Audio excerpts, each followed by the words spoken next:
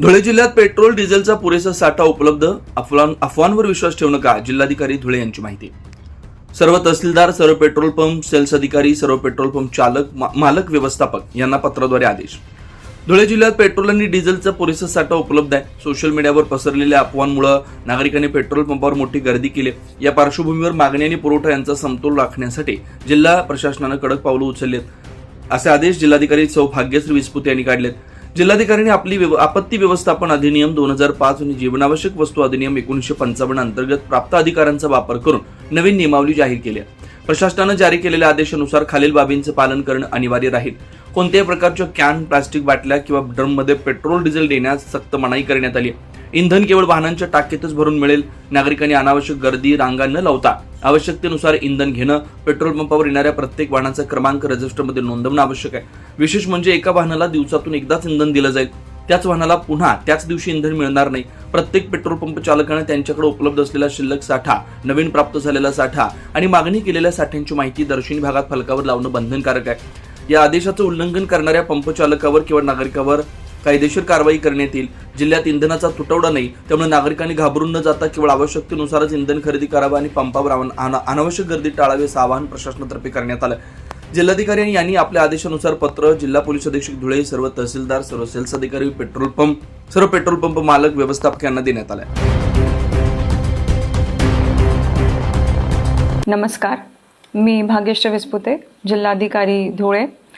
सध्याची आंतरराष्ट्रीय स्तरावरील आणि आखाती देशांमधील जी युद्धजन्य परिस्थिती आहे त्या पार्श्वभूमीवर इंधन टंचाईबाबत काही बातम्या येत आहेत। धुळे जिल्ह्यात इंधन टंचाई नाही। धुळे जिल्ह्यात 140 पेट्रोल पंप आहेत आणि 3 तेल कंपन्यांकडून मुबलक साठा नियमितपणे पुरवठा करण्यात येत आहे। तरी नागरिकांनी कुठल्याही प्रकारच्या अफवांवर विश्वास ठेवू नये।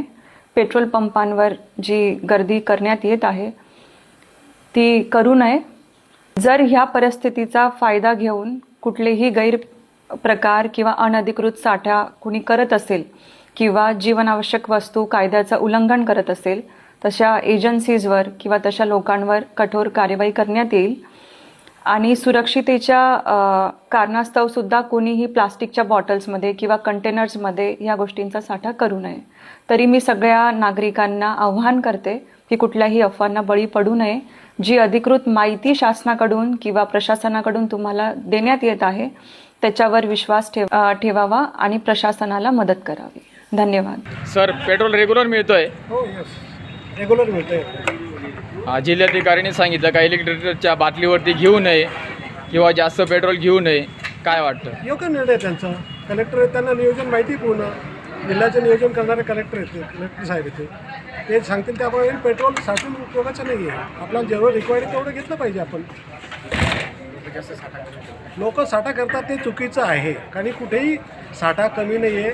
ऑलरेडी आता जे 5 जहाजं भारताला आलेले आहेत ते बाकी कुठे आहेत, कुठल्या देशाला नाही, आपल्या कंट्रीला येत कुठेच कमी नाही आहे। पण आपण काय करतोय, पण मिळणार का नाही अशी अपेक्षा करणं हे चुकीचं आहे। कुठेही आता मी पुण्याहून आलो, नाशिकला थांबलो, नाशिकहून परत धुळ्याला गेलो, परत साक्रीला आज माझं एक राहतं गाव आहे खेडागावात, तिथं पण जाऊन आलो। त्या पेट्रोल पंप, बेडच्या पेट्रोल पंप, तिथं सुद्धा पेट्रोल अवेलेबल। कुठेही मला पेट्रोल आमची 4 व्हीलर आलो, कुठेही आम्हाला असं पेट्रोलची कमी आम्हाला भासली नाही। 24 live Maharashtra news bureau report, Jitendra Gurav, Dhule जिल्हा।